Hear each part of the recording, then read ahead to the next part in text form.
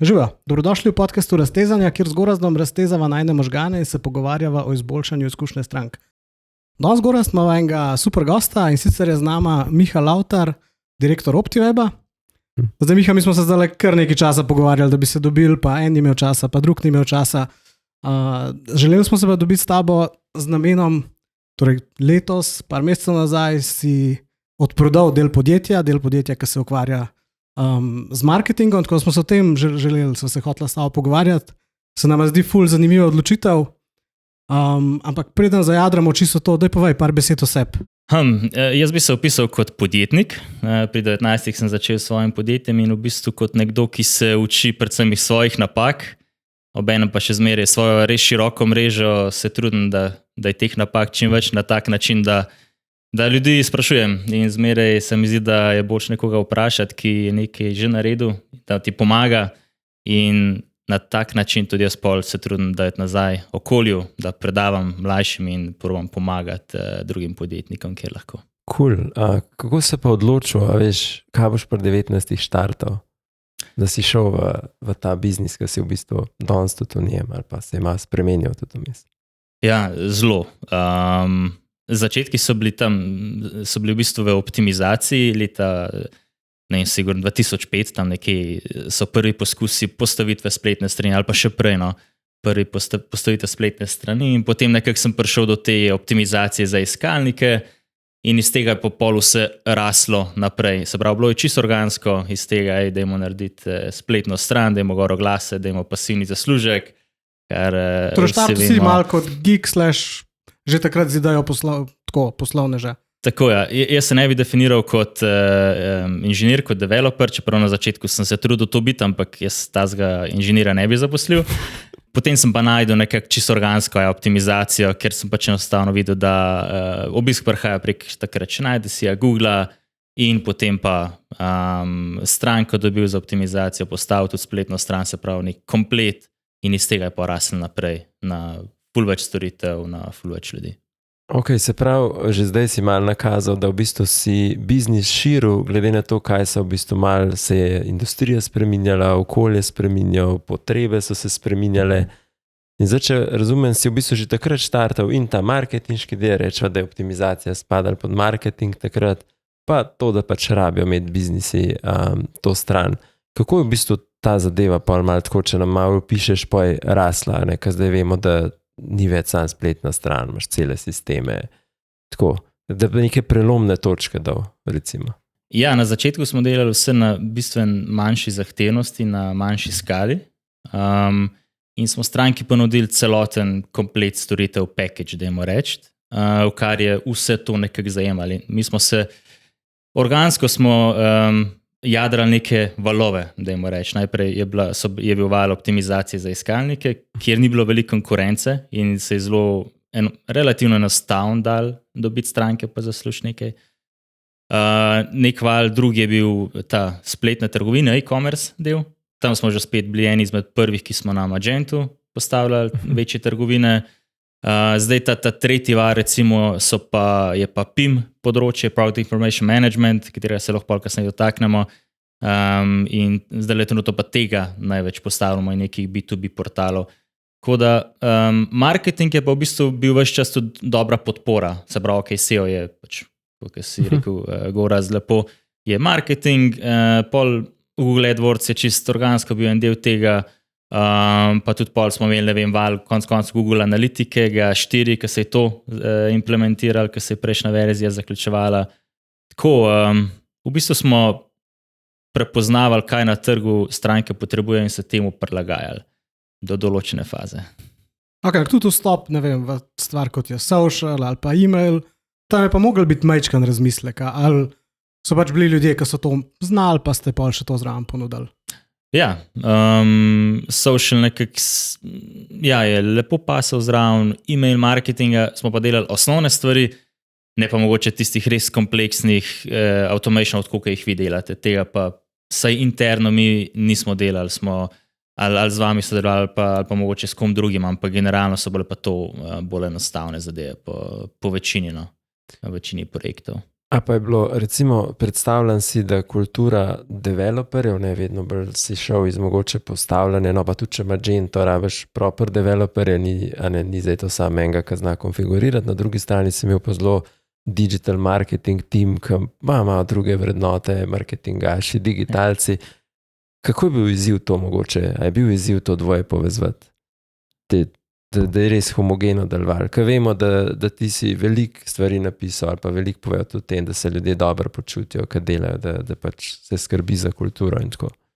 Ja, ta del se je pri nas drugače zelo spreminjal skozi leta. Na začetku sploh, ko nismo še malo konkurirati s plačo, ko smo bili vsi brez družin, je bilo absolutno ta kultura, ta nek počutje, vibe zelo drugačen, kot je pa zdaj, ko so tiste naše osnovne potrebe, valjda denar, konec koncev delo od doma, velika večina jih ima družine in se je pač treba temu prilagajati in je zdaj bistveno drugače. In manj nekih funkcij, ki se s tem ukvarjajo, ampak so določene druge stvari boljše. Tako da, ja, to se je ves čas zelo spreminjalo. Zdaj, razlika med inženirsko pa marketinško ekipo v kulturi je ogromna. In ja, smo se trudili ne mogoče, da bi bila enaka ali pa, ne da bi bila enaka, ampak trudili smo se, da bi se razumele te dve kulture ljudi med seboj, kar nam ni uspelo najboljš in tudi nisem prepričan, a je sploh možno, da uspe. Tako da v bistvu sta bila zmeraj dva podjetja znotraj enega na nek način.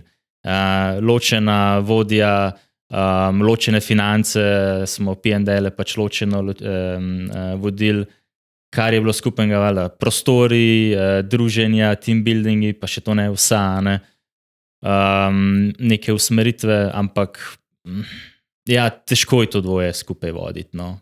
In je bilo pa fajn to, da ko je mogoče enkrat šlo slabše na development delu, je marketing vlekel gor in kontra. In se to pa je zelo dobro funkcioniralo, se mi zdi. No. Smo nekako srečo imeli, da se je en drugega so lepo pokrivali. Okay. Ja, pa tako, to smo načeli, pri določenem segmentu strank jim je zelo lažje pa enem ponudniku vzeti celoten paket. Ne? Tako, pri manjših, predvsem mogoče pri manjših, potem pa, ko smo vedno bolj šli v večja enterprise podjetja, je pa tega vedno manj. In smo na koncu videli, da bistveno več večjih strank imamo na development, na inženirskem delu in ja, zaradi tega se je pol tudi ta zgodba začela odvijati naprej. Okay. A pa so bili to glavni razlogi, da si začel razmišljati o tem, da to res ločeš? V bistvu razlogov kar precej. Kot prvo je bila ideja, da dejansko naredimo nov brand, novo podjetje in vse predstavimo. To se zaradi določenih razlogov ni izvedel. Mogoče bi se kasneje, ampak so prej prišle druge stvari in sicer eno je ta, da smo mogli zamenjati vodjo, ki je že spet nov, večji projekt, kot ti vodja gre. In prejšnja vodja je bila super in zelo težko bi dobil toliko dobro vodjo, čeprav se je pol izkazalo, da Anida, ki je bila znotraj ekipe, sem res navdušen bil, kako je potegnila naprej in bi brez problema ona vodila. Ampak je vmes bila že sprejeta odločitev, no? da se naredijo koraki. En izmed pomembnih stvari je to, da vseeno inženirski del development mi je bližje, kar se tiče nekega passiona, kar mi je zanimivo. Sigurno en razlog je tudi to, da mi kot neka klasična digitalna agencija, marketing agencija bi se za moje pojme v naslednjih letih mogli spremeniti bistveno, če bi hotel nekako obdržati to, kar sem si jaz želel, ta neko rast in sicer bi mogli bolj v te marteh vode, da tudi marketing postane bolj tehničen, kar se nekako z AI-om za moje pojme že zelo dogaja, spreminja, v prihodnosti se pa še bolj. In tudi marketingaž bo mogel imeti ta neko IT osnovo na nek način, ali pa ga bo mogel ta del zanimati, če bo hotel biti uspešen, če bo hotel konkurirati. Pol so še razlogi, kot je vedno več freelancerjev za veliko stvari, vedno več konkurence generalno in težko je, no, v bistvu. Če je to en fokus, pa da imaš zraven še drug fokus, je skoraj nemogoče na dveh koncih pivotirati, lahko pride neke take spremembe, kot je AI, pa vse povezano s tem. No. Tako da Pa še kakšen razlog je bil, ampak dajmo reči, da so te glavni. Sigurno je tudi en ta, mogoče sem na hitrco, da nisem zagovornik potrošništva in sem se mogoče kdaj slabo počutil ob tem delu, ker sem v bistvu spodbujal potrošništvo. In tudi to, ne zdaj glavni razlog, ampak sigurno pa eden izmed razlogov. No. Se pravi, kar en tak nabor enih razlogov, ki so te vodili k tej odločitvi. Smo se pa zdaj za poslušalce malo prej pogovarjali, da si se v bistvu, tukaj si tudi na začetku sam rekel, da se učiš skozi take stvari, da si se tudi tukaj ogromno stvari naučil. Tudi res si prikazal, v bistvu, kako si tudi to malo razdelal skozi en tak miselni vzorc, ali malo pa poslušalce peleš skozi to, kaj se v bistvu skozi vse te stvari naučiš in kaj so neke odločitve, ki jih je mogoče treba vmes sprejemati, kaj vse vpliva, ki mogoče nimajo poslušalci tega občutka. Je pa zanimivo. Ja, zdaj, za začetek, da se razume, to ni bila ogromna prodaja vseeno. To sem jaz večinsko sam vodil, ta proces, kar mi je bilo tudi dobro zaradi tega, ker kot si rekel, sem se ogromno naučil, sem videl, kako to poteka in mogoče pa kdaj naredim kakšno večjo transakcijo ali na eni ali na drugi strani in je bila to super izkušnja. Mi smo imeli za prodajo v osnovi kar dobro izhodišče, zaradi tega, ker smo imeli precej dobro popisane procese, finančne rezultate. Nasplošno ta osnova strukture je bila dobro narejena. Mislim to, da ste že prej vodili vse ločeno, je to dosti olajšalo vse skupaj, ne? Ja, če ne bi ločeno stvari vodili, že ceno bi težko postavil. Ja. Kaj je sploh EBITDA tega oddelka, ne, naprimer. Tako pa pa smo pa imeli še po mesecih, pa predikcijo za naslednje leto in tako naprej in smo tudi lažje s potencialnim kupcem pokazali, take so pričakovani donosi in pol tudi nekak earn-out lahko na podlagi tega zastaviš.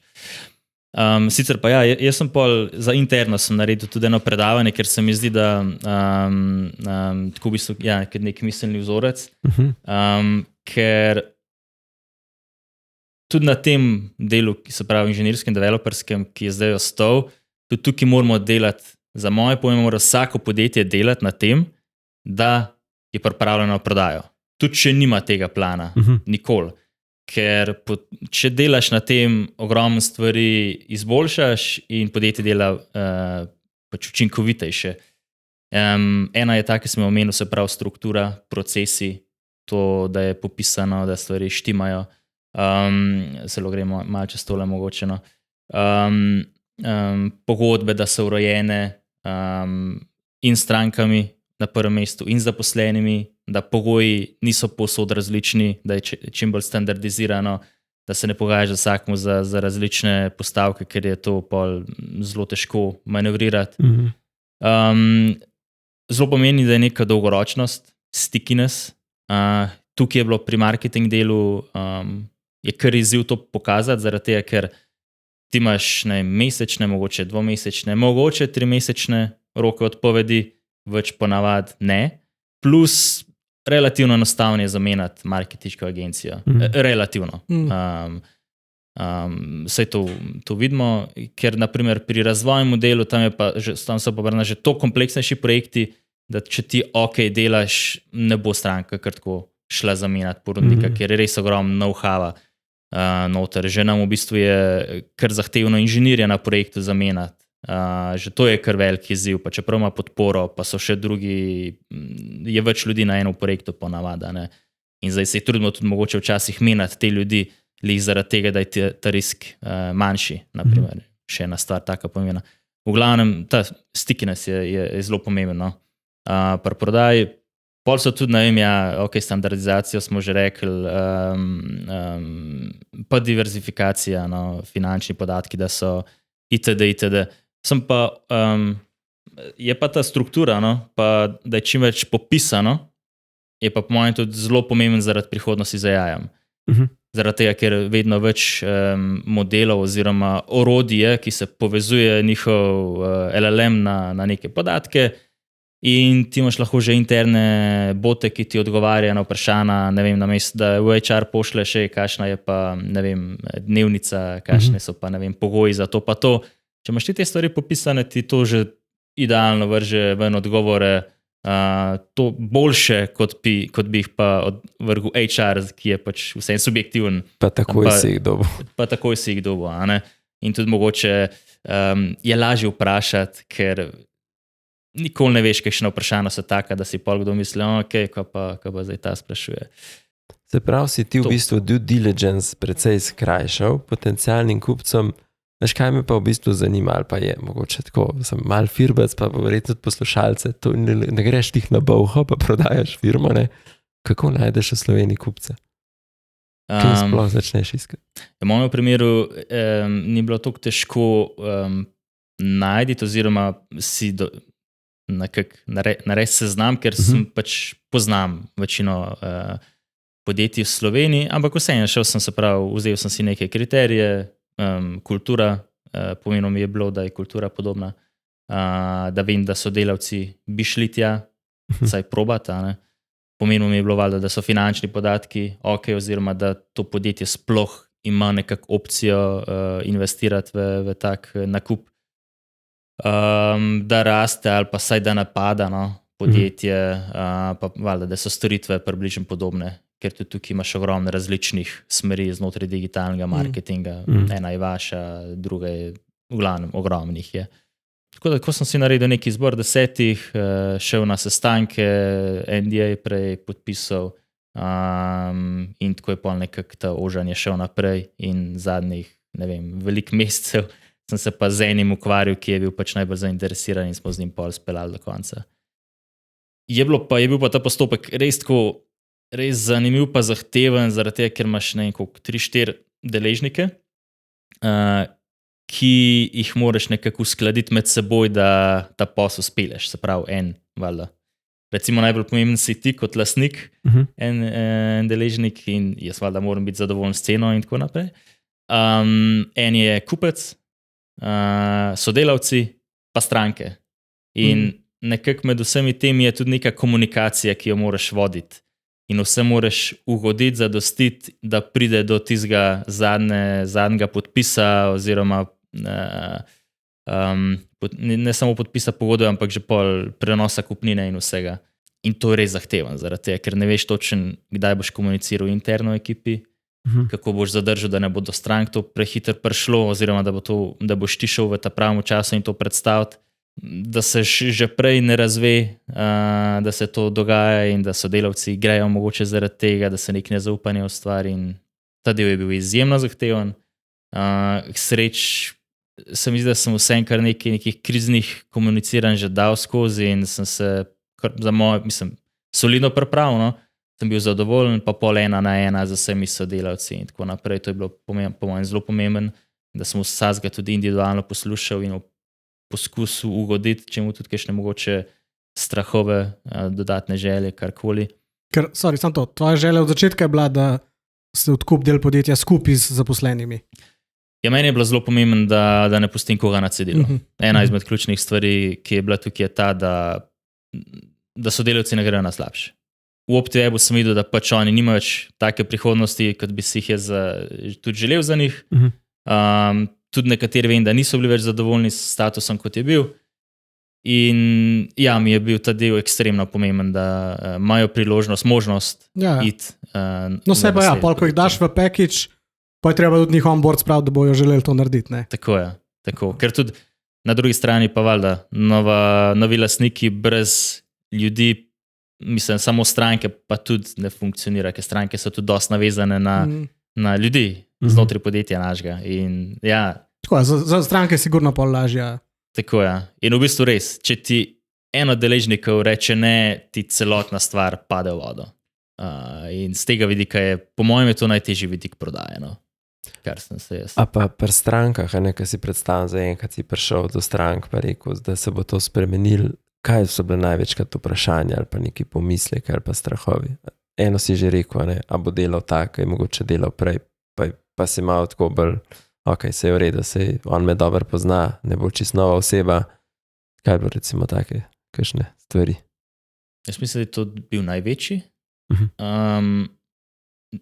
Bi pa tudi rekel, da se stranke niso zdaj tako zelo odprle, pa bi zelo govorile o strahovih. Se mi zdi, da je vsak pol to malo premleval pri sebi.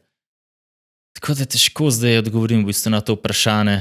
A jih je hkrati s tabo tudi v bistvu nov lastnik že nagovoril, v smislu, sta to delala skupaj? Ja, v bistvu smo pač neko predstavitev naredili, personalizirano za vsako stranko, združili smo malo, se pravi, to spremembo plus nek strateški del, kako si zdaj predstavljamo, da bo naprej to potekalo. Na njihovem primeru smo šli skupaj, prvih par sestankov je bilo tako groznih. Na enega sva sodelavka celo zamudila, ker so se nekje v hribih zgubila. Okay. Ampak pol se mi zdi, od drugega naprej je pa šlo zelo dobro. Valjda na prvih dveh smo se tudi nekaj naučili in to pol implementirali, na naslednjih pa mogoče ti strah šel mimo in je lažje šlo. Je bil pa ta del zelo stresen, ker nisi vedel, kaj pričakovati. Čeprav smo se res pripravili, vse jasno, pa vem, da je tudi ostali, ampak stresno, zelo.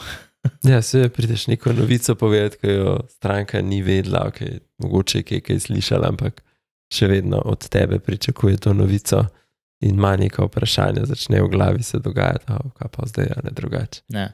No, mogoče prej nisem povedal, pomembno mi je bilo tudi pri novem kupcu, pri novemu delodajalcu, da je tehničen, da stvari razume bistveno bolj kot jaz. Se pravi tehnično v smislu marketinga, znanja marketinga, no tako, da je sam to delal, da ga stvari zanimajo, da je, kot sem prej rekel, passionate okrog tega. Ja, in to sem vesel, da Gali in Andreja sta, no. In kar se tega tiče, sta sigurno boljša kot pa jaz v tem primeru. Ja, ker si v bistvu zbral hitro rastoče digitalno podjetje, ne? Tako kot ona dva predstavljata pač nek nov trend, ne? Od razliko, da bi šel do mogoče nekoga zelo velikega, ki živi v konglomeratu. Ja. Drugače bi bilo, tisto bi bilo težje. Ja. Cool. Ok, a Mogoče, gremo malo... Ne, samo še ta izkušnja stranke, recimo, ob spremembi. Ne? A stranka je že prej imela, recimo, če stranka bila, rečemo, na obeh vaših segmentih, vaša stranka, sta že prej bila dva ločena projektna vodja. Tako. Torej, v bistvu za njih se je zelo malo spremenil. Jasno, negotova prihodnost, ampak... Zelo malo. In to je bilo v bistvu tudi ena izmed ključnih poant na predstavitvi. Za vas se spreminja zelo malo. Spreminja se račun, kam boste nakazovali, spreminja se dober, tiste, da mu reči, najvišji kontakt v primeru eskalacij, ampak večina stvari pa ostaja enakih oziroma pač verjamem, da boljših. In sem ful vesel, da stranke ostajajo, da zaposleni ostajajo, tako da kar se tega dela tiče, sem zelo vesel, da se je lepo iztekel. Na splošno sem ekstra vesel, hvaležen, da se je iztekel, kot se je. Jaz sem prepričan, da vse neke sreče tudi moraš imeti in tukaj sem definitivno imel tudi srečo. In zdaj, ko si en tak velik kamen se ti odvalil, si se pa zdaj osredotočil na kaj novega. Kaj je zdaj glaven fokus, ko se pa recimo OptiWeb oziroma zdaj fokusirate? Ja, nekako skozi našo zgodovino smo res šli tako, se pravi na začetku SEO, pa izdelava nekih osnovnih strani, pa tudi se je to povečevalo, širilo, zdaj pa v bistvu že zadnjih 5 recimo let, gre pa že spet na ozko in praktično na vsake 2 leti se mi zdi, da zožamo določene stvari oziroma predvsem dodajamo stran tiste, ki vemo, da niso relevantne za nas ali pa da ne bojo za nas smiselne v prihodnosti. Naprimer, že kar nekaj let nazaj smo se tudi odločili, da ne bomo več delali enostavnih predstaviteljnih spletnih strani, še v bistvu pred AI-om. To zdaj pač za neke res prepoznavne brende, kjer je treba res stvari zelo naštudirati, pa je varnost pomembna, pa hitrost, ja, valjda, tam še zmeraj delamo super projekte na headless tehnologiji, naprimer, pa na nekom naprednemu WordPressu, ampak vse ostalo, manjše zadeve, lahko tukaj enostavno naredi en freelancer ali pa neko manjše podjetje, da mi ne moramo dati svoje dodane vrednosti tja. In tudi tam pač enostavno rečemo, hvala, žal, lahko pa priporočimo par podjetij, s katerimi delamo, pa verjamem, da boste z njimi naredili bistveno boljšo zgodbo kot z nami. Za nas so pa zdaj ključna področja, sigurno še zmeraj je e-commerce, za nas zelo pomemben, ampak ko sem prej govoril o valovih, e-commerce je bil val, ki je bil v času, naprimer, pandemije res na vrhuncu, Ampak od takrat naprej, pa kdo je hotel imeti, ali pa resni igralci imajo trgovino, imajo svoje izvajalce in zelo malo je nekih novih projektov, praktično skoraj ni povpraševanj za to področje. In vzdržujemo pa valjda, oziroma delamo pa z obstoječimi strankami, itak, mislim, se načeloma ta sodelovanja ne zaključijo, če ok delamo. In pol valjda smo širili in je bil PIM, Product Information Management, ta zadeva, ki zelo lepo paše k temi večjimi trgovinami, plus še kam drugam, no, ampak tukaj je sigurno del tega ekosistema, da noter se pravi se optimizira vnos pa obogatitev vseh informacij o produktih, slike, videe, tehnični podatki vsi. Potem pa še zraven neki napredni konfiguratorji, spletni, AI chatboti, v glavnem vse nekaj, kar paše noter, tudi order management sistem smo delali, naprimer za Harvey Norman. V glavnem pogledamo, kje lahko dodamo svojo dodano vrednost stranki in če je nekaj, kar mi znamo, kar verjamem, da smo sposobni narediti in pač pri tem pomagamo. Ok, rekel si PIM, ne? Zelo to, kar si opisal, se mi zdi to tudi ful velika osnova za v bistvu ta omnichannel, prej smo se že malo pogovarjali, ne? Raven zadnjič z ene konference, pa je bilo bolj B2B usmerjen, ampak ker cilj je bil, ne, B2B e-commerce konferenca je bila, podeljevali smo v bistvu nagrade za najboljše B2B e-commerce in v bistvu večina jih je izziv navajala raven to, da se ni problem vzpostaviti procesov e-trgovine, sam problem je, ker si imel upise neprimerne, da jih daš ti iz ERP-a na e-commerce, ne. In se mi zdi, da v bistvu to je res, ta podjetja pridejo najprej do PIM-a, pol jim pa to odpre tako možnosti delati bistveno več stvari, ne. Malo smo se prej tudi AI dotaknili, ampak a pol s tem, recimo PIM, ki ga imaš, pa ga delate, recimo, je to nekaj stvar, ker tudi lažje priš do enterprise strank? Ali pa tehno B2B enterprise, rečva ta? Ja, sigurno zaradi tega, ker PIM nima smisla za manjše, za tiste, ki imajo naprimer en prodajni kanal, da imajo samo spletno trgovino, PIM ni tukaj, ni dodane vrednosti. Ker tam imajo katalog, pa pač noter opise. Tako. Pride pa to poštev za večje trgovce, kjer so zadeve bolj kompleksne in je prodajni, se pravi, ne prodajo samo spletne variante na njihove spletne trgovine, ampak imajo še, ne vem, Big Bang, pa Intersport, kot te marketplace, mogoče tudi Amazon, imajo fizično trgovino, po možnosti več poslovalnic, več fizičnih trgovin, veliko ljudi, ki to urejajo, se pravi, ali so to, ne vem, produktne vodje, pa marketing to uporablja, PIM, v glavnem že spet večji segment ljudi in valjda fajn je, da ne spuščaš v ERP takih drugih ljudi, kot so finance pa računovodstvo. Pa tudi tam valjda, kjer rabiš hitrost, kjer je veliko podatkov in zaradi tega je mogoče težje doseči hitrost spletne trgovine, da res zadeve letijo. In v bistvu je to že en ločen sistem, mi smo dosti pristaši tega, da delamo na nek composable način, se pravi, da ne tlačiš vse v en sistem, ampak rečeš, ok, ja, za urejanje podatkov o artiklih je PIM, za računovodstvo je nek ERP, za marketing automation je HubSpot, ne vem. In te stvari povezuješ med seboj. In poanta je, ko en delček tukaj hočeš spremeniš pač dosti enostavno. Zamenjaš in je to. Da, če imaš ti vse v enem sistemu, si lahko predstavljate, kako težko je to zamenjati. To so pol tokletni projekti, pa taki budžeti, da je noro.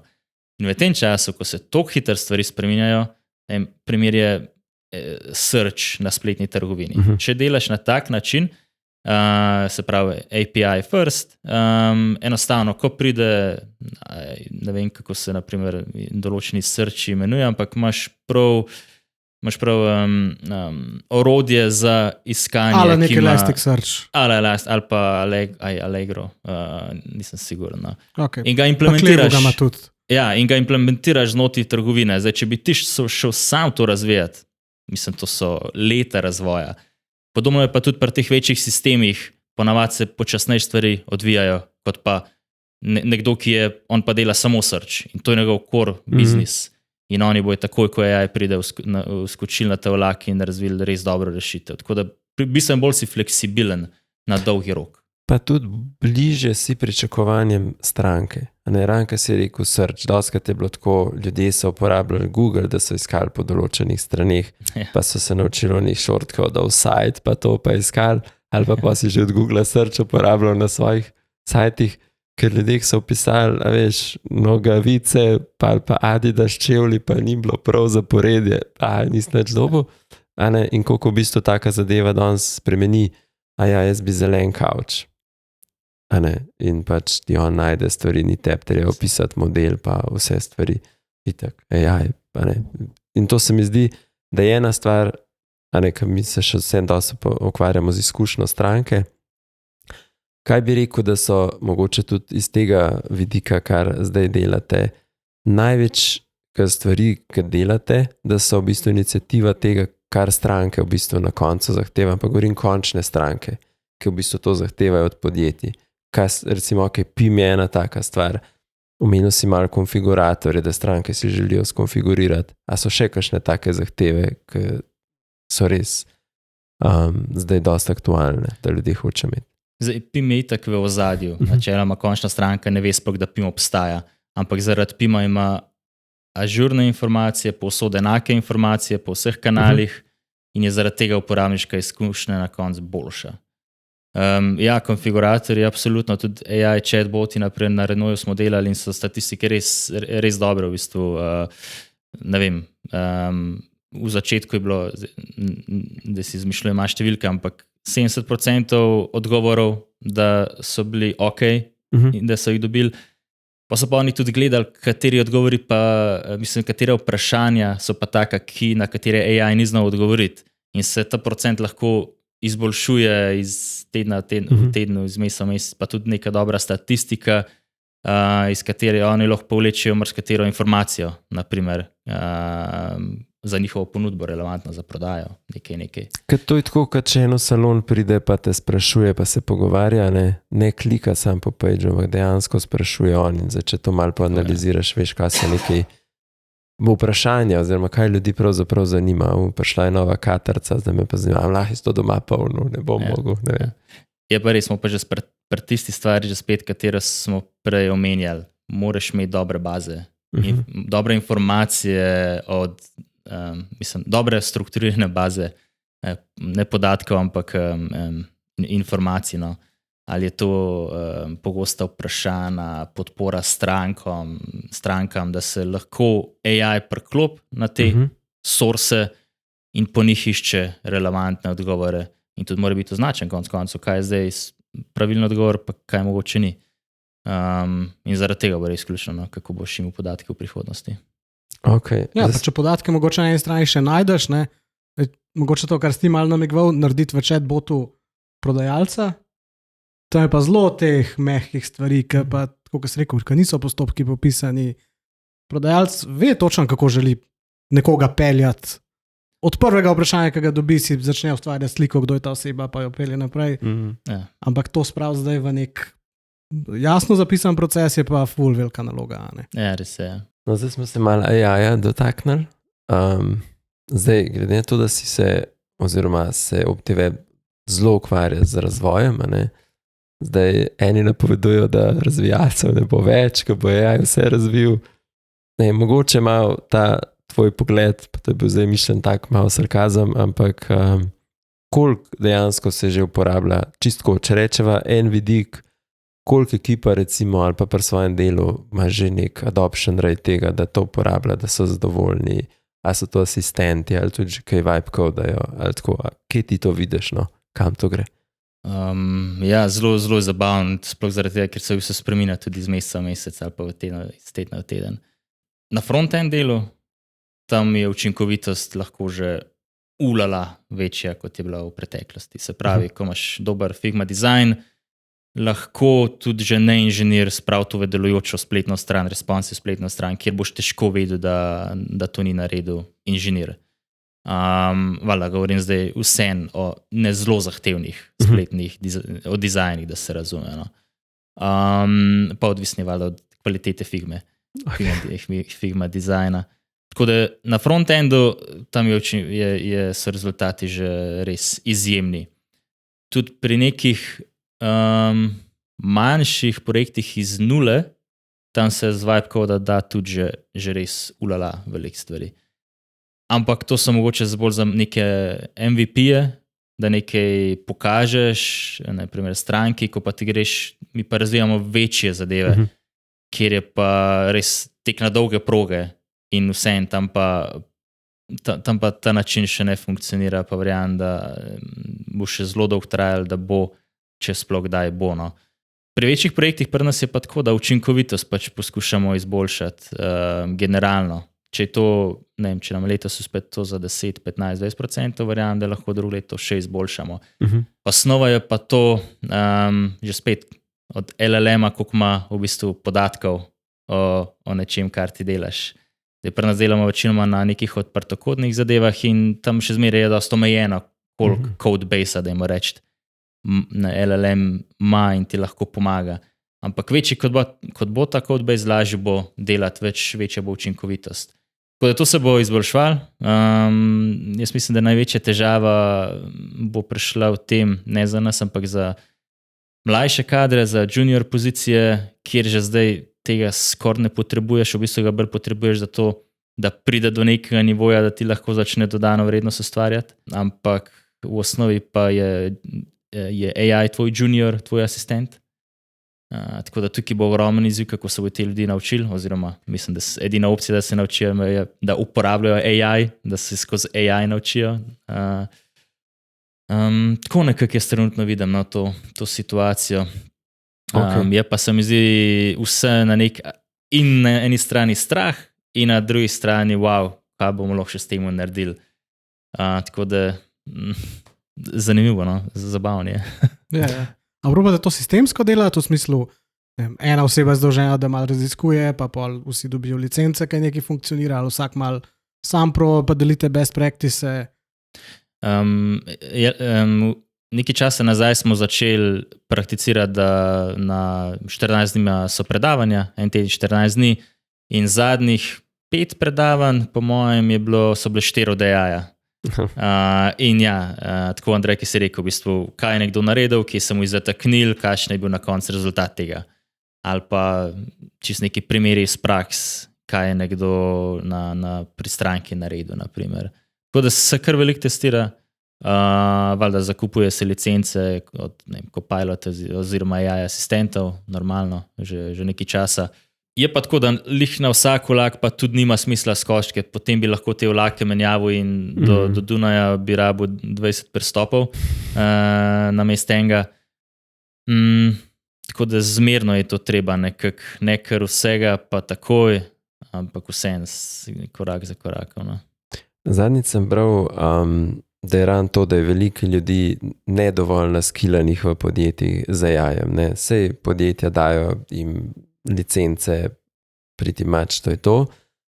In so v bistvu predlagali ran ta del, da ne vem, na 14 dni delaš neke hackatone, ne samo developerskih, govorim tudi mogoče tako kaj Frodex takih ekip, daš jim pač licence, tle imate, je hackaton, 8 ur ste skupaj, lahko delate, ne vem, brainstormate, sprobate kaj, nek proces preoblikovati.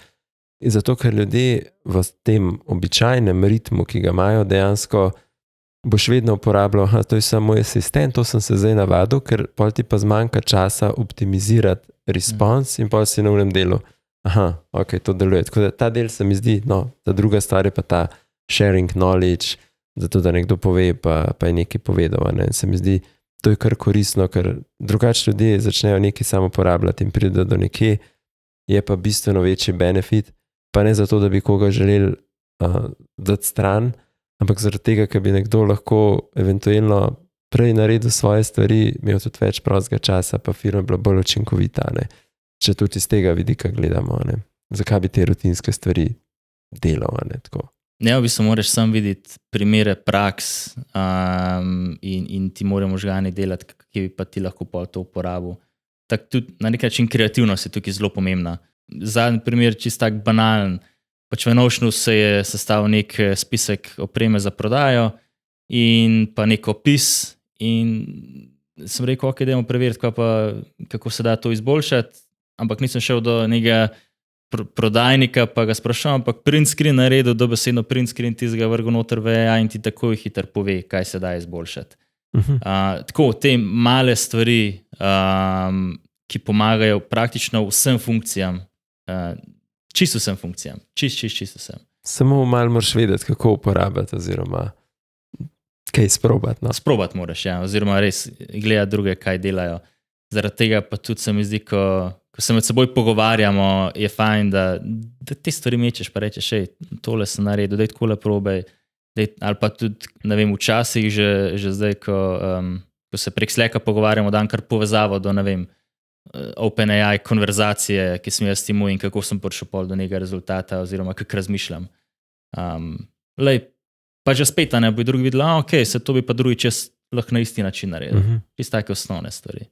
A veš, kaj bi me v bistvu malo zanimalo, en tak del, ne? Zdaj smo rekli, AI bo tudi prišel v ta del, v kodiranje, ljudje si bodo, ne vem, pri marketingu že kar sami neke mikrosajte naredili, karikiram, neke male aplikacije, govorimo o teh mikroepih, ki se bodo pojavili, ki bo to lahko nek nov omnichannel, nek nov marketplace, ki bo. Kako v bistvu si mogoče zdaj za naslednjih neko obdobje strategije dal, ki si rekel, ok, verjamem pa vem, da se zavedaš vsega tega, kar prihaja, ker slediš vsem tem trendom, ampak kako si zdaj recimo zamislil, ok, tako bomo pa mi pelali, to so pa neke varovalke, ki bomo vse gledali, ker pač ne želiš, da tvoj biznis enkrat nekdo drug ogroz preveč od zunaj. Če ga pa moram do časa vedeti, da se bo to zgodilo in ukrepati. Tako, tudi to je res. Večji, kompleksnejši projekti, ni drugega. Mi moramo iti v tej smeri, kot smo se zastavili, da delamo skozi bolj zahtevne stvari, da inoviramo še naprej, da uporabimo AI v svojo korist in v tem primeru bo super. Zaradi tega tudi pri nas veliko delamo na poziciji nekega, tako kot pri vas konzultanta oziroma project managerja, se pravi, da ni samo inženirski del, ampak da je tudi tisti del, ki zna pogledati, kako pa stranka razmišlja, kaj stranka res potrebuje in da skupaj tvorimo najboljše rešitev. To se mi zdi naša velika dodana vrednost in zaradi tega lahko strankam zelo dobro pomagamo. Pa gledati, kaj tujina dela, ker res trendi se ves čas spreminjajo, pač ne ostati za njimi. To mislim, da te stvari, če bomo to ok delali, bo že največ. Za določene stvari pa pač ne more, na določene stvari pa ne moreš vplivati in rešuješ tekom situacij. Tudi če je prišla kriza, če karkoli prije, pač bomo rešvali takrat, ko se to zgodi. Ta del se mi zdi, da si zelo dobro povzel, no tudi mi ga tako vidimo, ne, Andrej, v Frodexu recimo, niso samo roke v nekih sistemih, ki ti pomagajo nekaj narediti po spisku, ki se ga je nekdo dal, ampak dodana vrednost sodelovanja s takimi podjetji je v tem, da ti nekdo reče, tako se pa to lahko boljš naredi, pa pogledal do zunaj, tole mogoče ni potrebno, tole še treba zrihtati, pa takole boš naredil, pa na koncu boš lahko mogoče nekaj prehranil, definitivno pa bolj za končno stranko naredil. Ne? In to ponavadi, če si ti v unem bablu podjetja, ki bi rad nekaj imel, mogoče razmišljaš v unem obsegu, kar ti poznaš in je fajn, da včasih si dovoliš, da te tudi nekdo pele čez en proces oziroma ti pomaga videti drugačno. Absolutno. Pa mi imamo veliko primerov iz drugih ali branž ali konkurence, ki jih pač oni nimajo in zato lažje damo, pa pojemo, to smo pa na tak način že tam naredili in fudor funkcionira. Pač se učiš tekom implementacij, v bistvu. Tudi ti. Cool. Meni se to popoln zaključek. Nimam boljšega zaključenega vprašanja. Jaz sem mogoče eno zaključno misel še. Evo, super, lahko. ja. Ena misel mi je, ali pa en sklep sem imel na koncu tega, ko sem prodal ta del podjetja. To je bila res težka odločitev. Vsem ne veš, kako se bo išlo, a ti bo uspel, a bi lahko mogoče, če bi obdržal tisti del podjetja, še večji profit naredil, pa še nekaj boljšega naredil, ampak pismo, ko pogledam nazaj, težke odločitve so zmeraj te prave. Res. Mislim, da nimam enega primera, da je bila težka odločitev in da sem se pol na koncu sekiral pismo, tega pa ne bi smel narediti. In bolj, ko je težka odločitev, se mi zdi, bolje pomeni, da jo narediš. Mi zdi, da je kar perfekt zaključek. Ja, ne, Ja se kar strinjam. se strinjam, ja. Hvala za povabilo. Ja, hvala, Da si prišel. To je bilo full insightful. Preden zaključimo, Miha, ti si dal eno super pobudo. Torej, prej si že omenil, da si naredil en mind map, s katerim si nekako razložil, kaj ti je pomembno pri tem procesu prodaje. In zdaj za vse poslušalce, če bi radi si ogledali podrobneje, kaj si je Miha tam noter napisal, dajte ga dodati na LinkedInu, pa mu v DM sporočite, da bi si želeli videti ta mind map, pa bo z veseljem podelil. Tako je. Hvala tudi vsem poslušalcem. Če vam je ta epizoda všeč, dajte polajkati, pošerati, kakšen komentar napisati. Sicer pa hvala Gorazd, hvala Miha. Ostali se pa slišimo naslednjič. Čau. Čau. Čau, čau.